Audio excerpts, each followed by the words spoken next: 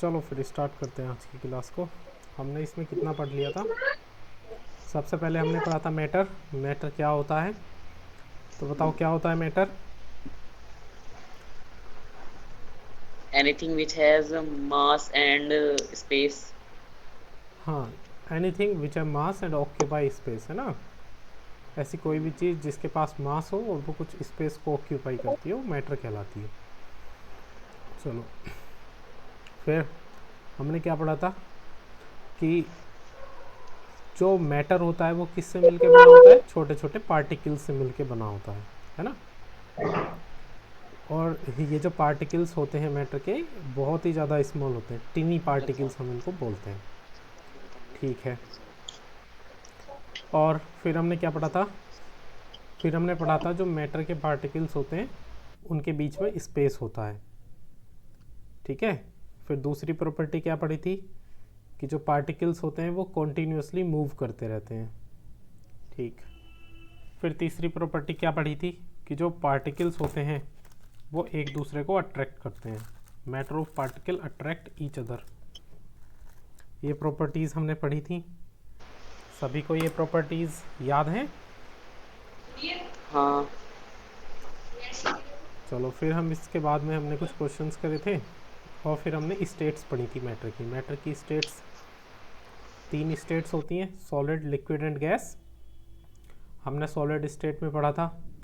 Solid state कौन सी होती है? जिसके पास जो शेप हो वो कैसी शेप हो? डेफिनेट शेप जिनकी होती है सॉलिड स्टेट कहलाती हैं। और सॉलिड की क्या क्या प्रॉपर्टीज़ होती हैं? ये कंप्रेस नहीं होते और ये रिजिड होते हैं। और क्या क्या प्रॉपर्टीज़ पढ़ी थी हमने सॉलिड की, बताओ ज़रा।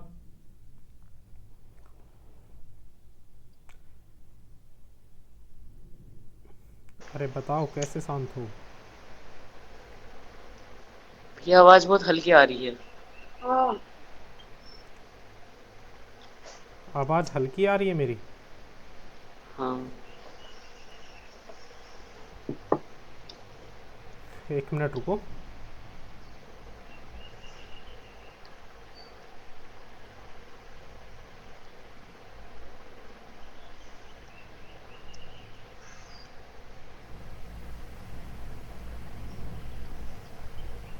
अब बताओ कैसी आ रही है आवाज़? थोड़ी बढ़ी? हाँ भैया बढ़िया।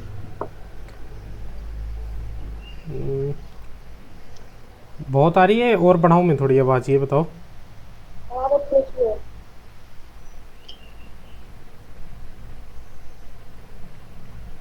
चलो फिर बताओ मुझे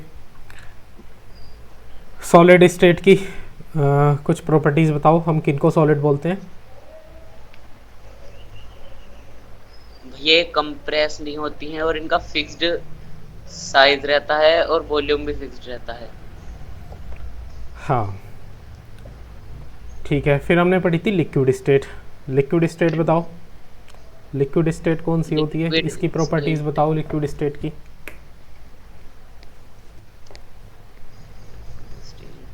भैया इनमें फिक्स्ड वॉल्यूम रहता है पर फिक्स्ड शेप नहीं रहती। हाँ, इनका वॉल्यूम तो फिक्स्ड होता है लेकिन इनकी शेप फिक्स्ड नहीं होती। ये हम जिस टाइप के कंटेनर में डालते हैं, जिस शेप के कंटेनर में डालते हैं, ये उसी की शेप को एक्वायर कर लेते हैं, है ना। ये रिजिड नहीं होती हैं। जो लिक्विड्स होते हैं वो फ्लो कर सकते हैं, तो इसलिए इनको हम फ्लूइड बोलते हैं। ठीक है। और जो सॉलिड हो, चाहे लिक्विड हो और चाहे गैस हो, ये तीनों के तीनों ही क्या होते हैं? लिक्विड में डिफ्यूज़ हो सकते हैं। तो हमने इसमें एक टॉपिक भी पढ़ा था, डिफ्यूज़न। क्या होता है diffusion? The intermixing of two or more particles. हाँ, the intermixing of two different particles, है ना। टू डिफरेंट पार्टिकल्स का जब मिक्स हो जाते हैं, टू डिफरेंट पार्टिकल्स जब मिक्स हो जाते हैं तो उसी को बोलते हैं हम डिफ्यूज़न। फिर हमने तीसरा पढ़ा था गैसियस स्टेट। जरा गैसियस स्टेट के बारे में बताओ, ये क्या होती है? इसकी कैपेसिटी हाईली कंप्रेसिबल होती है और इसके बीच का इंटरमोलिकुलर स्पेस बहुत ज्यादा होता है।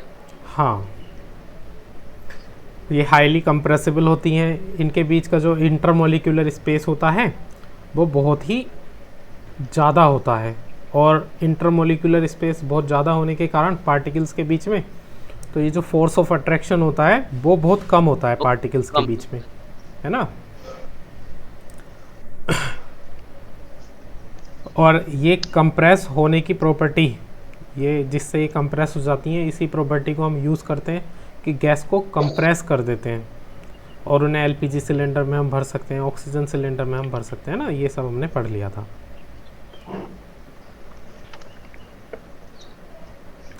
जो गैस के पार्टिकल्स होते हैं वो रैंडमली मूव करते रहते हैं, और जिस कंटेनर में ये गैस रखी होती है, जब ये पार्टिकल्स उस कंटेनर की बाउंड्री को हिट करते हैं तो उस कंटेनर पे क्या लगाते हैं, ये एक प्रेशर क्रिएट करते हैं। सही है।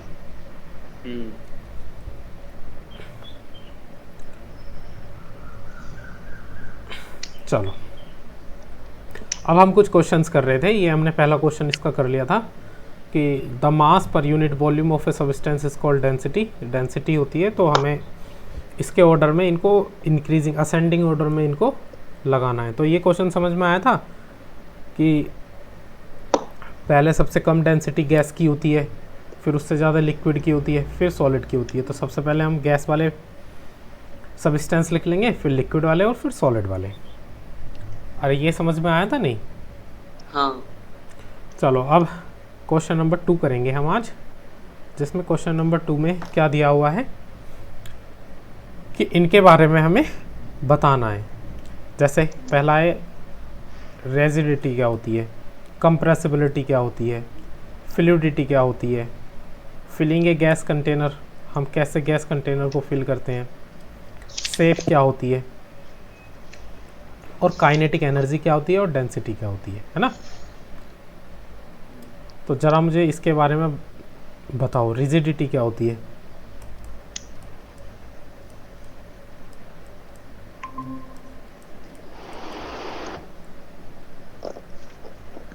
A form of matter which cannot flow is called rigidity, मतलब property of matter। हाँ, a form of matter which can not flow, है ना, ये बोल सकते हैं हम, उसको हम रिजिडिटी बोल देते हैं। चलो अगला क्या है, अगला बताओ मुझे।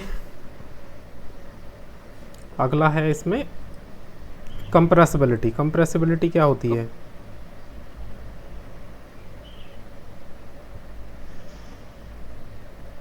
A form of matter in which it can compressed,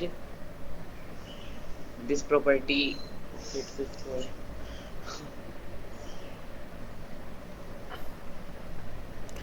A form of matter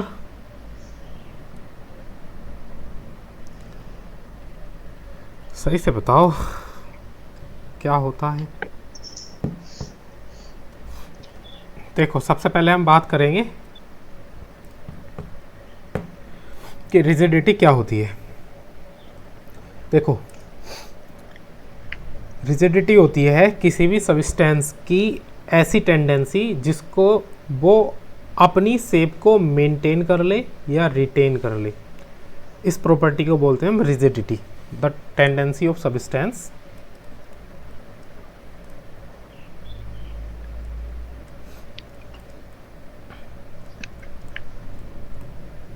the tendency of substance to retain or maintain their shape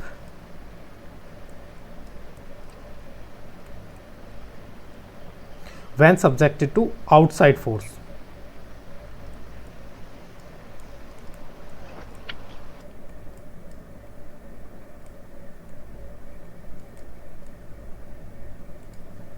अरे समझ में आया? देखो रिजिड कौन होते हैं, रिजिड हम किनको बोलते हैं? रिजिड जो होते हैं वो होते हैं सॉलिड। और सॉलिड क्या करते हैं?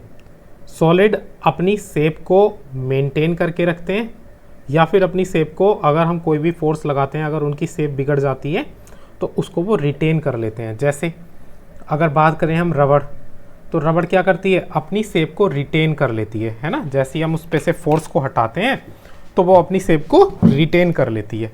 और अगर हम बात करें किसी भी ब्रिक वगैरह की, ईंट वगैरह की, तो वो अपनी शेप को क्या करते हैं, मेंटेन करके रखते हैं, उनकी शेप नहीं बिगड़ती है।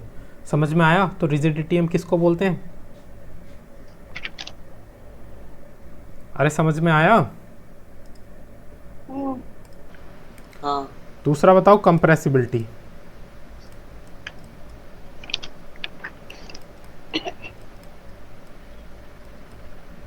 कंप्रेसिबिलिटी क्या होती है? आपकी आवाज बहुत कम आ रही, क्या? कम आ रही है भैया आवाज। फिर से कम आ रही है आवाज़? अरे अपनी फ़ोन की आवाज़ को बढ़ाओ, इधर से तो मैंने फुल आवाज़ कर रखी है। ये फुल है।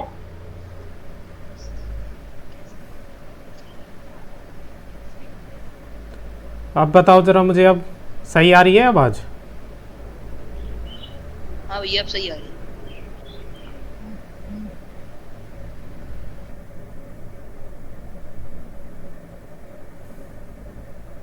किसी कोई दिक्कत साउंड में, ये बताओ मुझे।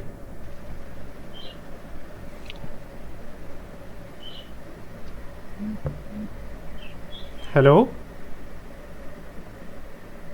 ये आपके डाउन हो गई आवाज। अरे आ रही है आवाज़, ये बताओ। हाँ आ रही है। आ रही है, आ रही है। सही आ रही है, कम आ रही है, ये बताओ मुझे। सही आ रही है। सही आ रही है तो बताओ फिर कंप्रेसिबिलिटी क्या होती है?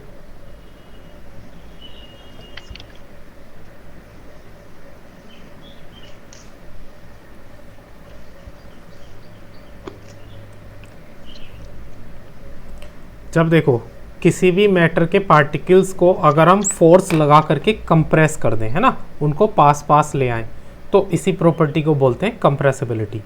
समझ में आया? हाँ। तो अगर हम इसकी डेफिनेशन लिखेंगे तो क्या लिखेंगे कि जो मैटर होता है, मैटर के पास क्या होता है? Matter has intermolecular space. Matter के पास इंटरमोलिक्यूलर स्पेस होता है, ठीक है। जब हम उस पर एक्सटर्नल फोर्स अप्लाई करते हैं, the external force applied on the matter, जब हम किसी मैटर पर एक्सटर्नल फोर्स अप्लाई करते हैं, can bring these particles closer. तो वो जो एक्सटर्नल फोर्स होता है वो इन पार्टिकल्स को क्या ले आता है? क्लोज ले आता है ना। और इसी प्रॉपर्टी को क्या बोलते हैं? This property is called compressibility.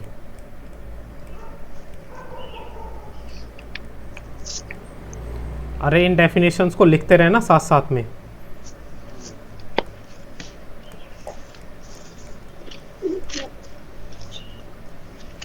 और ये बताओ कौन कौन से मैटर की स्टेट हैं जो कंप्रेस हो सकती हैं? हो सकती हैं। हाँ, गैसेस एंड लिक्विड। लिक्विड्स। क्या सॉलिड कंप्रेस हो सकती हैं? कैसे? बताओ जरा, क्या सॉलिड को हम कंप्रेस कर सकते हैं? नहीं। नहीं कर सकते। तो देखो कंप्रेसिबिलिटी की डेफिनेशन ये हो जाएगी, the matter has intermolecular space. जो मैटर होता है वो उनके अंदर इंटरमोलिक्यूलर स्पेस होता है, मतलब उनके पार्टिकल्स होते हैं और पार्टिकल्स के बीच में स्पेस होता है, उसी स्पेस को हम बोलते हैं इंटरमोलिक्यूलर स्पेस। तो कभी तुमसे पूछा जाए इंटरमोलिक्यूलर स्पेस क्या होता है, तो जो भी मैटर है वो पार्टिकल्स से मिलके बना होता है, पार्टिकल्स के बीच का जो स्पेस होता है उसी स्पेस को बोलते हैं हम इंटरमोलिक्यूलर स्पेस, है ना। तो देखो जैसे मान लो ये एक कंटेनर है और एक कंटेनर में किसी गैस के पार्टिकल्स है ना, ये गैस के पार्टिकल्स थोड़ा दूर दूर होते हैं। अब हमने क्या करा, इस कंटेनर पर ऊपर से फोर्स लगाया, है ना, ऊपर से इस पे फोर्स लगाया, और फोर्स लगा करके क्या कर दिया, हम इन पार्टिकल्स को पास पास ले आए। फोर्स लगा करके हम इन पार्टिकल्स को पास पास ले आए इस तरह से, तो इनका जो इंटरमोलिक्यूलर स्पेस है वो कम हो गया और पार्टिकल्स क्लोज आ गए। तो पहले ये ज़्यादा जगह घेर रहे थे, अब ये कम जगह घेर रहे हैं, तो इसी प्रॉपर्टी को हम बोलेंगे कंप्रेसिबिलिटी। कहने का मतलब अब ये कंप्रेस हो चुके हैं। समझ में आया? हाँ। चलो अगला बताओ, फ्लूइडिटी क्या होती है? ये टूथपेस्ट फ्लूइड है या फिर लिक्विड है, सॉलिड है? टूथपेस्ट होता है लिक्विड। टूथपेस्ट अब देखो, जो एक होता है लिक्विड और जो पाउडर वाला होता है वो सॉलिड होता है। टूथपेस्ट दो तरह के आते हैं ना, एक तो पाउडर वाले आते थे पहले, हाँ।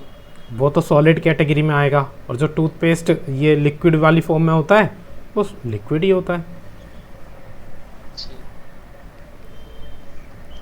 बताओ फ्लूइडिटी क्या होती है? फ्लूइडिटी।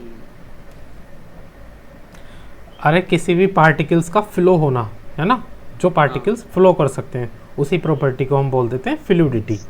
मतलब डेफिनेशन क्या लिखेंगे? The tendency of particles to flow is called fluidity.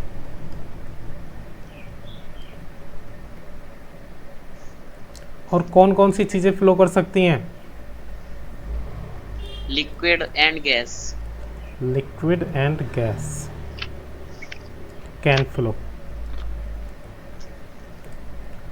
ये सारे के सारे एनसीईआरटी की बुक से करा रहा हूँ मैं, ध्यान रखना। अगर एनसीईआरटी की बुक तुमने सही से पढ़ ली है ना, तो फिर किसी भी बुक को पढ़ लेना, सारे के सारे क्वेश्चंस बन जाएंगे।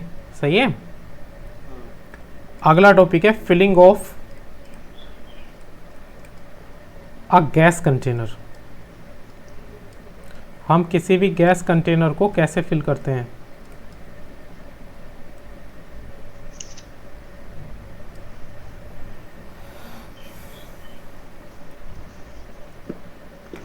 ये बताओ, फिलिंग ऑफ गैस कंटेनर क्या होता है? पहले तो ये बताओ। किसी भी कंटेनर को गैस से फिल करना। हाँ, मतलब गैस को किसी भी कंटेनर में फिल करना, यही होता है फिलिंग ऑफ गैस कंटेनर, है ना। तो हम बोल सकते हैं कि जो गैस होती हैं, guys have particles which vibrates randomly in all direction।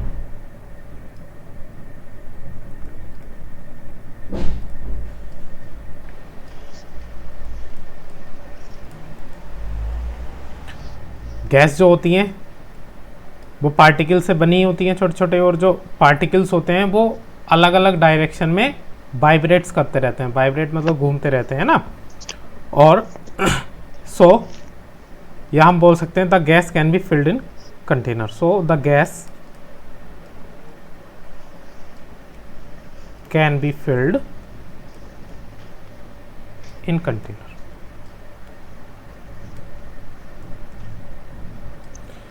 अगला बताओ मुझे सेप।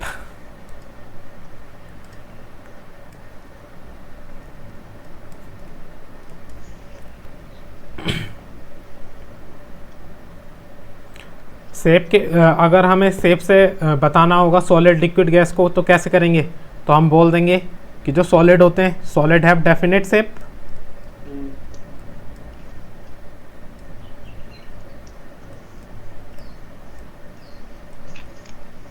Where as liquid and gas have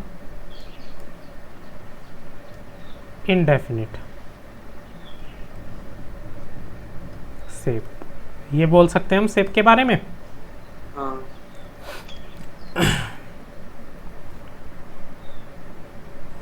अगला है क्या हमारा? Kinetic energy. काइनेटिक एनर्जी बताओ। काइनेटिक एनर्जी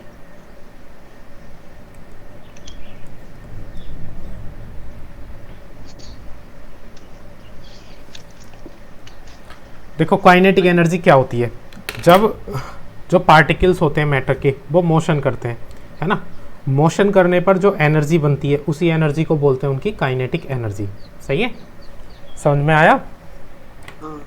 काइनेटिक एनर्जी का फॉर्मूला होता है हाफ mv², लेकिन गैसेस के लिए ये अलग होता है। तो अभी के लिए तुम काइनेटिक एनर्जी की डेफिनेशन क्या याद रखोगे?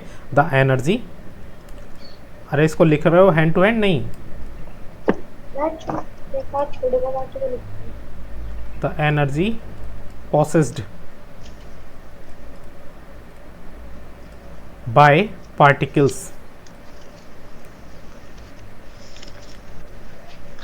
Due to their motion.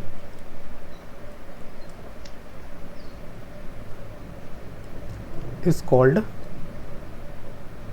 Kinetic energy.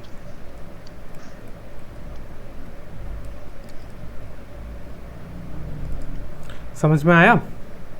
हाँ। अब काइनेटिक एनर्जी किसके पास ज़्यादा होती है, सॉलिड के, लिक्विड के या गैस के? देखो पार्टिकल्स किसके सबसे ज़्यादा मूव करते हैं? गैस के। गैस के, क्योंकि सॉलिड के पार्टिकल्स के बीच में जो इंटरमोलिक्यूलर स्पेस रहता है वो तो कम रहता है, इसलिए वो ज़्यादा मूव नहीं कर पाते। लिक्विड के पार्टिकल्स के बीच में अगर सॉलिड की कंपैरिजन में बात करें थोड़ा सा ज़्यादा रहता है, लेकिन जो गैस के पार्टिकल्स होते हैं वो बहुत दूर दूर होते हैं, इसलिए उन्हें मूव करने के लिए बहुत जगह रहती है। तो सबसे ज़्यादा जो पार्टिकल्स मूव करते हैं वो गैस के करते हैं। तो इसलिए हम यहाँ पे बोल सकते हैं कि जो गैस होती हैं, गैस पार्टिकल्स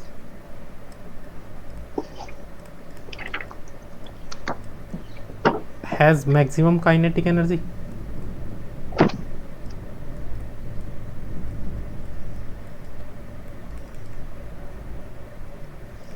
समझ में आया?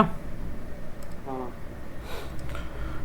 चलो अगला लास्ट बताओ, डेंसिटी क्या होती है? तो डेंसिटी को अभी पहले भी इसमें एक क्वेश्चन में दिया हुआ था, डेंसिटी की डेफिनेशन दी हुई थी नहीं, the mass per unit volume of a substance is called density. यही लिख देंगे हम, the mass per unit volume, the mass per unit volume is called density. बताओ जरा डेंसिटी किसकी ज़्यादा होती है? सॉलिड। तो हम इसमें लिख देंगे सॉलिड हैव हाईएस्ट डेंसिटी।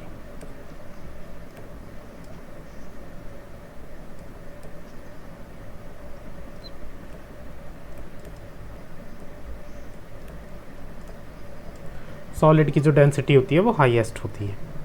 और समझ में आया इतना? हाँ।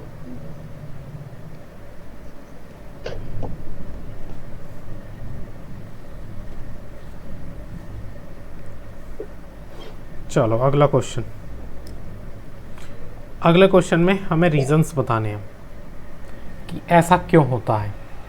सबसे पहला है इसमें, a gas fills completely in the vessel in which it is kept. देखो जो गैस होती है वो किसी भी वेसल में कंप्लीटली कैसे फिल करी जा सकती है, ये बताओ। इसका रीज़न क्या हो जाएगा, जो मॉलिक्यूल्स होते हैं ना गैस के, वो ज़्यादा वाइब्रेट करते हैं, उनके बीच में इंटरमोलिकुलर स्पेस ज़्यादा होता है, इसलिए उनको हम फोर्स लगा करके कंप्रेस कर सकते हैं, और कंप्रेस करके हम उसको किसी भी कंटेनर में ट्रांसफ़र कर सकते हैं। समझ में आया? गैस को हम कंप्रेस करके ही तो ट्रांसफ़र करते हैं, फोर्स लगा के। दूसरा बताओ जरा, दूसरा मैंने बताया था, a gas exert pressure on the wall of container. जो गैस होती है वो कंटेनर की वॉल्स पर प्रेशर को एक्सर्ट करती है। कैसे कैसे लगाती है गैस कंटेनर की वॉल्स पे प्रेशर? जो उसके मॉलिक्यूल्स होते हैं वे इधर उधर भागते हैं और प्रेशर लगाते हैं। हाँ, देखो जो गैस के मॉलिक्यूल्स होते हैं वो कंटिन्यूअसली वाइब्रेट करते हैं, है ना। और वाइब्रेट करने से जब वो मॉलिक्यूल्स, जो पार्टिकल्स होते हैं, सॉरी, गैस के जो पार्टिकल्स होते हैं वो कंटिन्यूअसली वाइब्रेट करते हैं, और वाइब्रेट होने से जब वो पार्टिकल्स किसी भी कंटेनर की बाउंड्री से या वॉल से टकराते हैं तो वो उस बॉल पर क्या क्रिएट करते हैं? प्रेशर। अरे याद रहेगा या लिखवाऊं इसको, ये बताओ।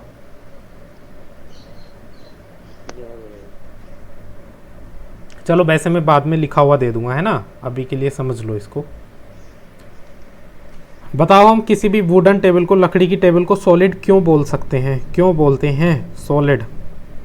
उसका वॉल्यूम, उसकी शेप और साइज फिक्स्ड रहता है। हाँ, क्यों? क्योंकि उसका वॉल्यूम भी फिक्स्ड है, शेप भी फिक्स्ड है, और वो रिजिड होती है। रिजिड मतलब अपनी शेप को मेंटेन करके रखती है। इसीलिए जो वुडन टेबल होती है वो सॉलिड कहलाती है, क्योंकि वो सारी की सारी सॉलिड की जो प्रॉपर्टी होती हैं उनको फुलफिल करती है।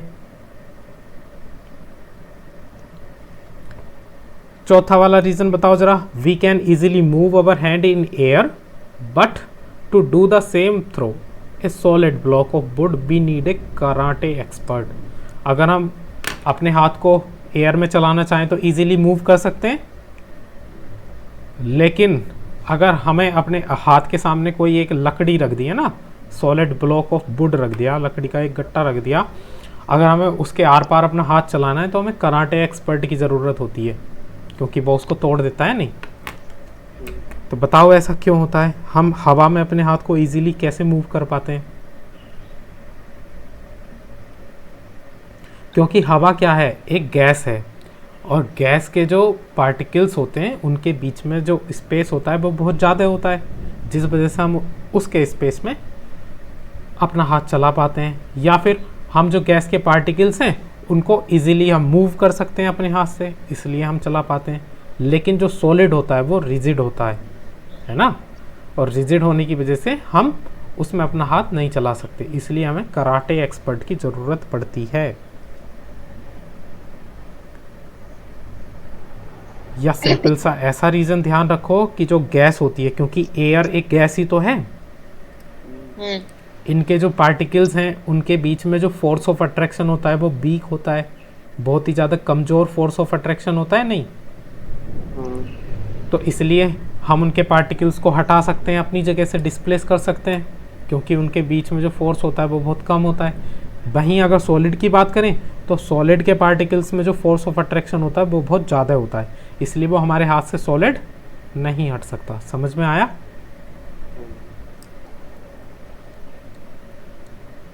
क्वेश्चन नंबर 4 बताओ जरा, पढ़ो इसको और मुझे इसका आंसर बताओ।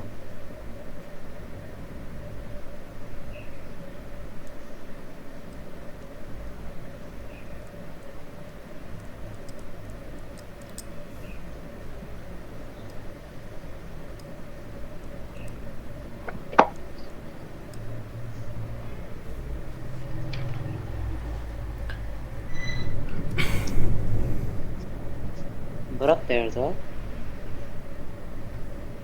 देखो इसमें दिया हुआ है, पहले तो ये पता होना चाहिए कि जो सॉलिड की डेंसिटी होती है, जो डेंसिटी होती है सॉलिड की वो ज़्यादा होती है जनरली बात करें तो लिक्विड की डेंसिटी से। अब ऐसा होता है तो ज़रा ये बताओ, जो आइस होती है, आइस क्या होती है? सॉलिड। और जो वाटर होता है लिक्विड। अब सबसे पहले तुम्हें फ्लोटेशन का रूल पता है कि कोई भी ऑब्जेक्ट कब फ्लोट कर पाता है? वाटर में वो ऑब्जेक्ट फ्लोट कर पाता है जिसकी डेंसिटी वाटर की डेंसिटी से कम होती है। समझ में आया ये? वाटर के ऊपर जो भी ऑब्जेक्ट फ्लोट करेगा वो कब फ्लोट करेगा? जब उसकी डेंसिटी वाटर की डेंसिटी से कम होगी। ये बात समझ में आई? यही पूछा गया है इसमें कि बताओ जो लिक्विड वाटर है यहाँ पे, और लिक्विड की डेंसिटी अगर कंपेयर करें सॉलिड से तो कम होती है, लेकिन हम देखते हैं कि जो आइस होती है वो पानी पर फ्लोट कर सकती है। क्यों? ऐसा इसलिए क्योंकि आइस है तो सॉलिड। इसका रीज़न देंगे कि ice is a solid, ice है तो सॉलिड, बट जो इसकी डेंसिटी होती है, but its density is lower than liquid. लेकिन जो इसकी डेंसिटी होती है वो लिक्विड से कम होती है। That's why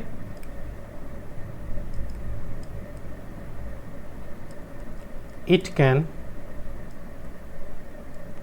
float on water. अरे समझ में आया? देखो आइस है तो सॉलिड, लेकिन इसकी डेंसिटी जो होती है ना वो लिक्विड से कम होती है, वाटर से कम होती है। तो लिक्विड में भी किससे? वाटर से। अरे आ रहा है समझ में?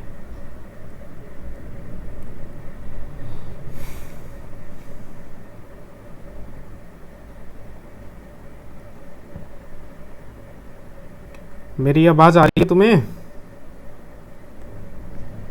आ रही है भैया। अच्छा, अरे आज वो नहीं आई लड़की इस क्लास में, क्या नाम है, उन्नति? पता नहीं भैया। अरे प्रशांत, तुम कैसे शांत हो? आवाज़ नहीं आ रही क्या मेरी? अरे बहुत हल्की आ रही है, पता नहीं क्यों नहीं आ रही। बहुत हल्की आ रही है। तुम्हें सही आ रही है अभी वर्णित? हाँ ऐसा करो, क्लास को दोबारा ज्वाइन करो एक बार काट के, फिर सही आएगी आवाज़।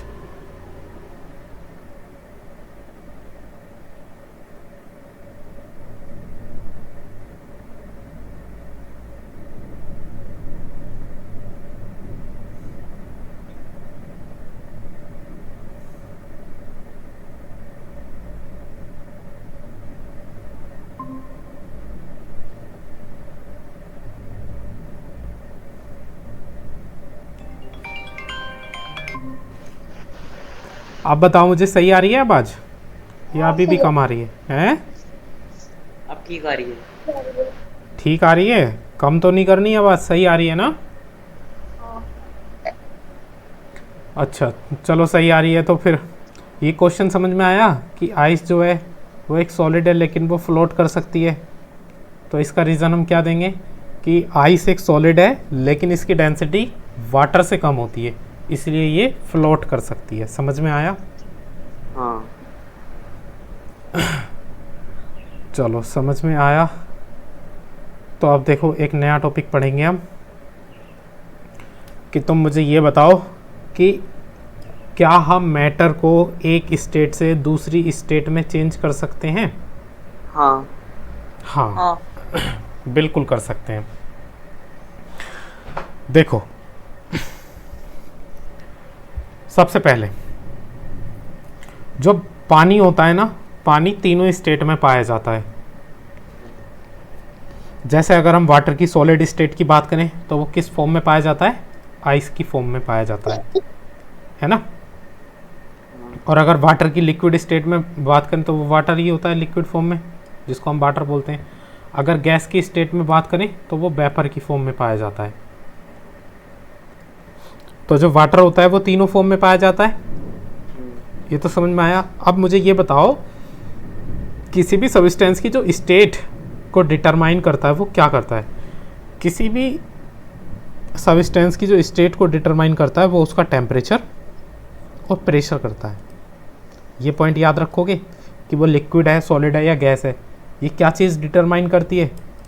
टेम्परेचर एंड उसका टेम्परेचर एंड प्रेशर। देखो, जब वाटर का टेम्परेचर बहुत कम था, 0 डिग्री सेल्सियस, तो ये जो वाटर था ये सॉलिड फॉर्म में था अपनी। जब 0 डिग्री सेल्सियस से इसका टेम्परेचर बढ़ा 1 डिग्री सेल्सियस से 99 डिग्री सेल्सियस तक, तो ये लिक्विड फॉर्म में रहा। और जैसे ही इसका टेम्परेचर 100 डिग्री सेल्सियस पहुंचा तो ये गैसियस फॉर्म में आ गया। तो अगर क्वेश्चन पूछा जाए कि बताओ वाटर की कितनी स्टेट होती हैं, तो वाटर तीनों ही स्टेट में पाया जाता है, सॉलिड, लिक्विड और गैस। सही है। अब देखो, हम किसी भी मैटर की स्टेट को किस तरह से चेंज कर सकते हैं। कैसे चेंज कर सकते हैं? बाय इंक्रीजिंग टेम्परेचर या फिर डिक्रीजिंग टेम्परेचर। अगर स्टेट को चेंज करना है तो या तो टेम्परेचर को बढ़ा के कर दो या टेम्परेचर को घटा के कर दो, है ना? जैसे अगर लिक्विड है, लिक्विड फॉर्म में अगर हमारे पास वाटर है और हमें उसकी स्टेट को चेंज करना है, तो अगर टेम्परेचर बढ़ाओगे तो वो वाटर वेपर में चेंज हो जाएगा, तब भी उसकी स्टेट चेंज हो जाएगी। अगर टेम्परेचर को कम करोगे तब वो अपना आइस बन जाएगा, तब भी उसकी स्टेट चेंज हो जाएगी। ये तो समझ में आया? हाँ चलो, तो वाटर को हम आइस में भी आइस से वाटर में भी कन्वर्ट कर सकते हैं और वाटर से फिर वाटर वेपर में भी कन्वर्ट कर सकते हैं। कैसे कन्वर्ट करेंगे? टेम्परेचर को बढ़ा के। मान लो हमने यहाँ पे ये कुछ आइस क्यूब ले लिए और इन आइस क्यूब का हमने नीचे से एक बर्नर लगा दिया जो कंटिन्यूसली यहाँ पे हीट प्रोड्यूस कर रहा है और टेम्परेचर इंक्रीज़ हो रहा है। तो देखो, अब यहाँ से मैं तुम्हें एक बहुत इम्पोर्टेंट बात बताता हूँ। मान लो अभी हमारे पास आइस है ना, और आइस को हमने एक कंटेनर में रख दिया। ये है हमारे पास आइस, और कंटेनर के नीचे हमने आग लगा दी है ना, बर्नर रख दिया और ये आग।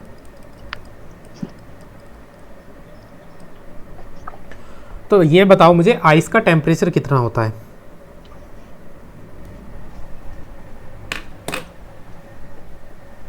आइस का टेम्परेचर बताओ मुझे, आइस का टेम्परेचर कितना होता है? 0 डिग्री। 0 degree Celsius. समझ में आया? 0 डिग्री से कम नहीं होता, आइस का टेम्परेचर हमेशा 0 डिग्री सेल्सियस होता है। इतनी बात समझ में आई? हाँ। ठीक। अब तुमने नीचे से इसको गर्म करना शुरू करा और इसमें एक थर्मामीटर डाल दिया, है ना, इसका टेम्परेचर मीज़र करने के लिए इसमें एक थर्मामीटर डाल दिया। ये एक थर्मामीटर, और इसमें ये स्केल्स हैं इसकी। तो आइस का जो अभी टेम्परेचर होगा वो कितना होगा? 0 डिग्री। हम इसको कंटिन्यूसली हीट कर रहे हैं, तो क्या बताओ मुझे, टेम्परेचर बढ़ेगा? अभी बर्फ़ पिघल नहीं रही है, मतलब अभी बर्फ़ पूरी नहीं पिघली है, धीरे धीरे पिघलना शुरू हुई है। तो जब तक पूरी बर्फ़ नहीं पिघलेगी तब तक हम इसको नीचे से हीट करेंगे ना, तो तब तक इसका टेम्परेचर 0 डिग्री सेल्सियस ही रहेगा। कब तक ये 0 डिग्री सेल्सियस रहेगा? जब तक ये बर्फ़ पूरी तरह से नहीं पिघल जाएगी। इतनी बात समझ में आई? हाँ।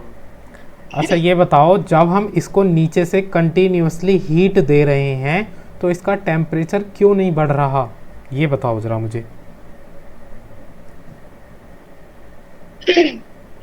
टेम्परेचर बढ़ना चाहिए जब हम हीट दे रहे हैं तो, लेकिन मैंने बोला है जब तक बर्फ़ पूरी नहीं पिघलेगी तब तक टेम्परेचर 0 डिग्री ही सेल्सियस रहेगा, चाहे कितनी भी तुम उसे नीचे से हीट देते रहो। तो देखो इसका रीज़न है, जो हीट हम इसको नीचे से दे रहे हैं वो सारी की सारी हीट यूज़ हो रही है इस आइस को पिघलाने में, ना कि इसका टेम्परेचर बढ़ाने में।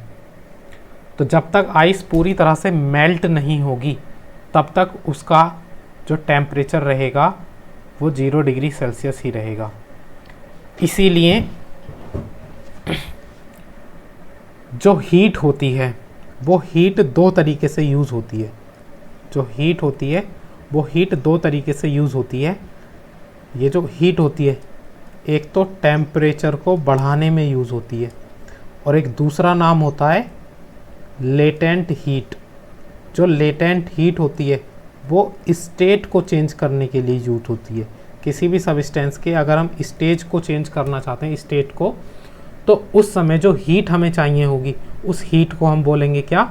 Latent heat. Latent heat. तो अगर कभी भी हम हीट कर रहे हैं किसी सब्सटेंस को और उसकी स्टेज चेंज नहीं हो रही है तब तो उसका टेम्परेचर बढ़ेगा। लेकिन अगर हम किसी भी सब्सटेंस को हीट कर रहे हैं और उसकी स्टेट चेंज हो रही है, उस कंडीशन में उस सब्सटेंस का टेम्परेचर नहीं बढ़ेगा, क्योंकि उस कंडीशन में जो हीट कहलाएगी वो कौन सी हीट कहलाएगी? Latent heat. Latent heat. तो लेटेंट हीट की अगर डेफिनेशन लिखी जाए तो लेटेंट हीट क्या होती है? Heat requires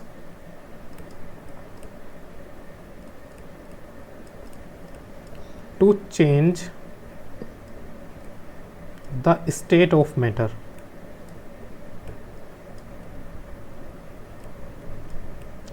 is called latent heat. latent heat। तो देखो अभी यहाँ पर आइस पिघल रही है, तो जब तक पिघल रही है तो आइस का जो स्टेट है वो चेंज हो रहा है। ये अभी सॉलिड से किस में जा रही है? वाटर में जा रही है ना, सॉलिड से लिक्विड में जा रही है।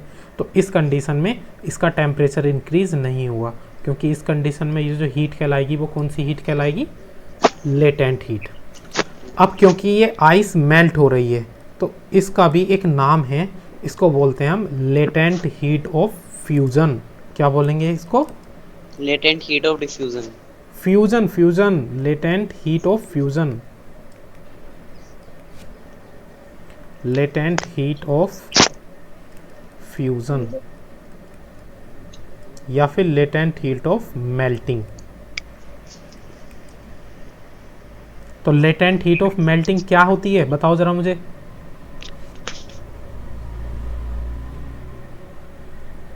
Heat requires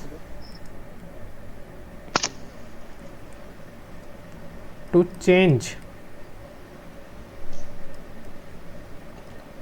solid substance into liquid,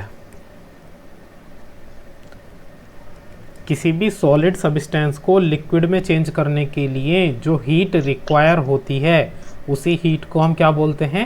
latent heat of fusion. अरे समझ में आया? अगर केवल डेफिनेशन पूछी जाए लेटेंट हीट, तो लेटेंट हीट क्या होती है? हीट किसी भी मैटर की स्टेट को चेंज करने के लिए जो हीट रिक्वायर होती है उसे हम लेटेंट हीट बोलते हैं। अगर हम स्टेट को डिफाइन कर दें कि हमें सॉलिड स्टेट से लिक्विड स्टेट में जाना है, तो वो लेटेंट हीट तो होगी, लेकिन उसका जो पूरा नाम होगा वो क्या होगा? लेटेंट हीट ऑफ फ्यूजन या फिर मेल्टिंग, क्योंकि हम वहाँ पे मेल्ट कर रहे हैं। तो स्टेट तो चेंज हो रही है, सॉलिड से लिक्विड में जा रहा है, इसलिए उसकी जो नाम हो जाएगा पूरा लेटेंट हीट ऑफ फ्यूजन। तो इसकी डेफिनेशन लिखने को आती है तो क्या बोलोगे? Heat required to change solid substance into liquid. यही ये पे यहाँ पे लिखा हुआ है कि देखो, जब भी कोई सॉलिड चेंज होता है लिक्विड में तो उस स्टेट को तो बोलते हैं हम मेल्टिंग या फ्यूजन। सही है? और इसके लिए जो हीट रिक्वायर्ड होती है उसे बोलते हैं हम लेटेंट हीट ऑफ फ्यूजन। देखो ये लिखा हुआ है, जब कोई भी आइस होती है ना, जो आइस होती है, आइस सॉलिड एब्जॉर्ब कर लेती है सारी की सारी heat energy without increasing temperature. वो टेम्परेचर को इंक्रीज करे बिना सारी एनर्जी को क्या कर लेती है? एब्जॉर्ब कर लेती है। और एब्जॉर्ब करने से क्या होता है? Which is use to change the state. वो एनर्जी किस काम में यूज होती है? उसकी स्टेट को चेंज करने में, by overcoming the force of attraction between the particles. Particles के बीच में जो फोर्स ऑफ अट्रैक्शन है उसको तोड़कर, और इसी को क्या बोलते हैं हम? लेटेंट हीट बोलते हैं। सही है? अब देखो लेटेंट हीट ऑफ फ्यूजन की अगर डेफिनेशन की बात करी जाए, लेटेंट हीट ऑफ फ्यूजन क्या कहलाता है? The heat energy needed to change 1 kilogram of solid.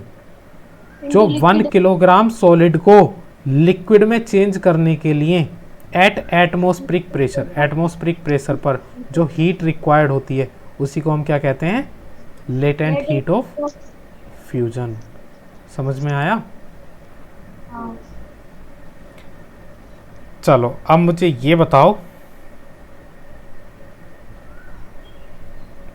कि यहाँ पर हमारे पास जब पूरी की पूरी बर्फ़ पिघल जाएगी तो तब उसका टेम्परेचर 0 डिग्री सेल्सियस पर आइस भी होगी और 0 डिग्री सेल्सियस पर हमारा वाटर भी होता है। जब पूरी की पूरी बर्फ़ पिघल गई और जैसी पूरी बर्फ़ पिघल गई, हमने नीचे से जो नीचे हमने बर्नर जरा रखा था उसको हमने बंद कर दिया, तो टेम्परेचर तो उसका 0 डिग्री सेल्सियस ही रहा, क्योंकि जब तक पूरी बर्फ़ पिघलेगी नहीं तब तक टेम्परेचर 0 डिग्री सेल्सियस रहेगा। और जैसे ही पूरी बर्फ़ पिघल गई तभी हमने बर्नर बंद कर दिया, तो टेम्परेचर अब बढ़ेगा नहीं, तो 0 डिग्री रहेगा। लेकिन बर्फ़ तो पूरी पिघल गई, तो हमारे पास 0 डिग्री सेल्सियस पर आइस भी होती है और 0 डिग्री सेल्सियस पर हमारे पास वाटर भी होता है। मुझे ये बताओ इन दोनों में किस में एनर्जी ज़्यादा होती है? हीट एनर्जी किस में ज़्यादा होती है? आइस। नहीं, देखो वाटर कब बना हमारे पास? जब हमने आइस को कंटिन्यूअसली गर्म करा। आइस को जब हमने क्या दी? हीट दी। तो आइस ने क्या करा? वो हीट एब्जॉर्ब कर ली और अपना स्टेट क्या कर लिया? चेंज कर लिया। तो जब वो हीट तो उसके अंदर ही रही ना, इसके पार्टिकल्स के अंदर रही, और इसके पार्टिकल्स किस में चेंज हो गए? वाटर में। तो जो वाटर होता है ना 0 डिग्री सेल्सियस पर, अगर कंपेयर करें आइस से 0 डिग्री सेल्सियस पर, तो वाटर के अंदर ज़्यादा एनर्जी होती है, क्योंकि वाटर कब आया है? जब आइस ने हीट को एब्जॉर्ब किया है। समझ में आया? तो जो वो एब्जॉर्ब करी हुई हीट है वो वाटर के अंदर होगी। तो यही लिखा हुआ है कि जो पार्टिकल्स होते हैं वाटर में 0 डिग्री सेल्सियस पर हैव मोर एनर्जी, उनके पास ज़्यादा एनर्जी होती है किसके कंपैरिजन में? Particles in ice at the same temperature. समझ में आया ये?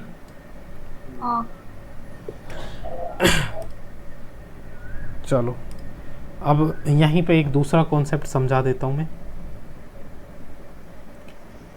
अब मान लो हमारे पास जो वाटर है वो पूरा का पूरा पिघल गया है, आइस से वाटर बन गया है वो।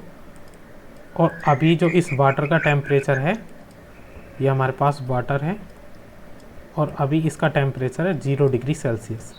और हमने इसके नीचे एक फिर से बर्नर स्टार्ट कर दिया, तो अब क्या होगा, अब इस वाटर का टेम्परेचर बढ़ना स्टार्ट हो जाएगा, है ना।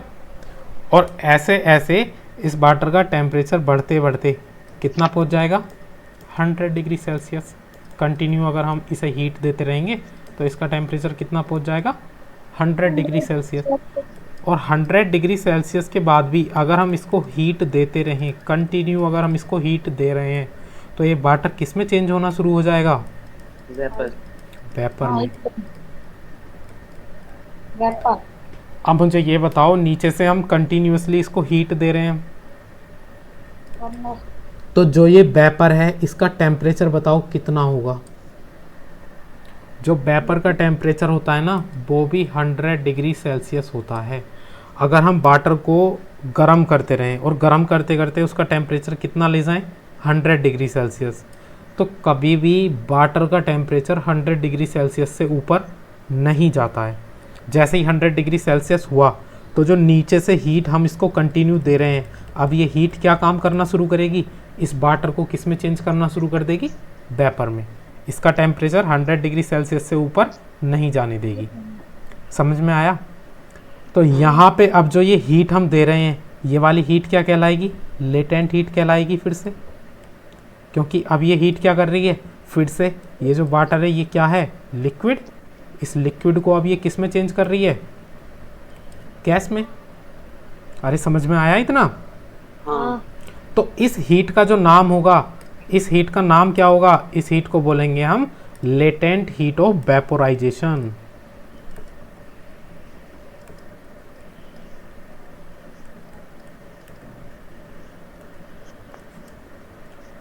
जेड आता है यहाँ पे, vaporisation.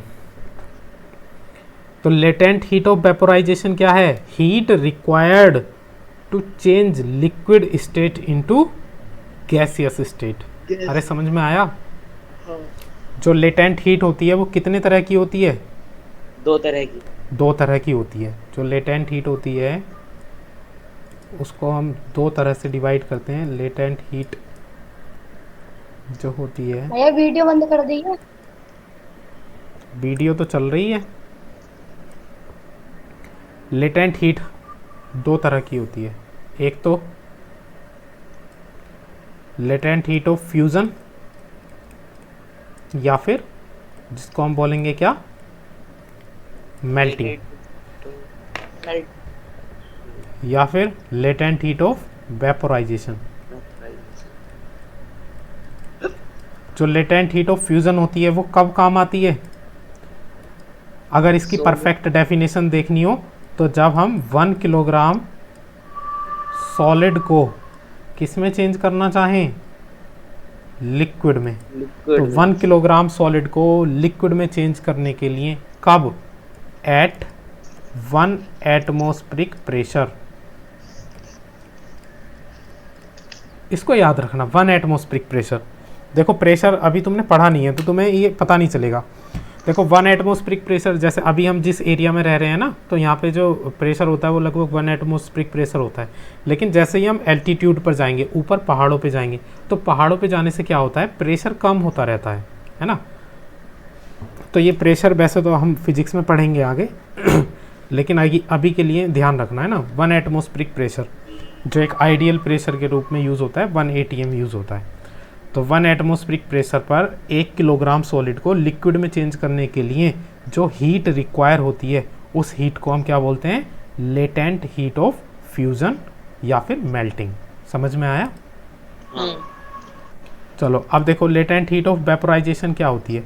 The heat required to need to change 1 kilogram of liquid at atmospheric pressure at its boiling point is called latent heat of vaporisation. तो लेटेंट हीट ऑफ वेपोराइजेशन कब होती है, जब कोई भी हीट 1 किलोग्राम लिक्विड को किस में चेंज करना हो हमें, गैस में।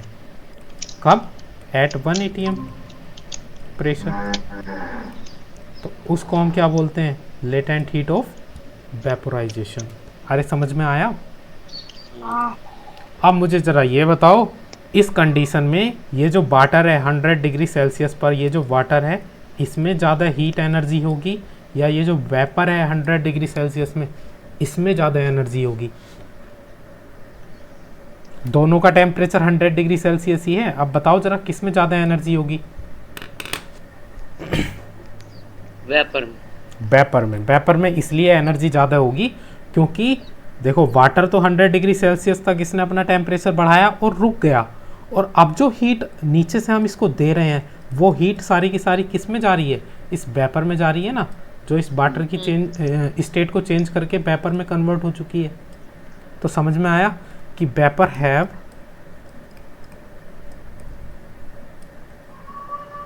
मोर heat energy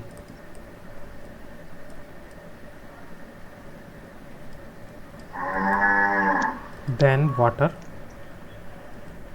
at 100 degree Celsius. इसीलिए अगर कोई इंसान खोलते हुए पानी से, मतलब 100 डिग्री सेल्सियस वाले पानी से जले और सेम वो वेपर से जल जाए, तो सबसे ज़्यादा जो जले हुए का असर होगा वो तब होगा जब वो वेपर से जलेगा। भाप से जो जलता है ना इंसान, वो बहुत ही ज़्यादा खतरनाक होता है। क्यों? क्योंकि भाप के अंदर ज़्यादा हीट एनर्जी होती है, तो वो ज़्यादा जलाती है। समझ में आया? हाँ। तो देखा होगा जब हम अगर ठंड में पानी गर्म करते हैं और ऊपर से अगर प्लेट को उगाड़ें तो हमारी हाथों पे कभी कभी हीट, वो वेपर लगी होगी, तो वो एकदम से जलाती है। हाँ। क्यों? क्योंकि उसके अंदर ज़्यादा हीट एनर्जी होती है। तो ये तुमने वाटर का कॉन्सेप्ट और लेटेंट हीट आज समझा, समझ में आया? इसमें कोई डाउट? ये बताओ। तो ये टॉपिक कल का और चलेगा। कल को हम बाकी के प्रोसेस देखेंगे चेंज ऑफ स्टेट के, और एक टॉपिक बचेगा इसमें इवेपोरेशन, जो मोस्ट इम्पोर्टेंट है। सही है? फिर ये चैप्टर ख़त्म हो जाएगा। तो आज की क्लास को इतना ही रखेंगे। ठीक।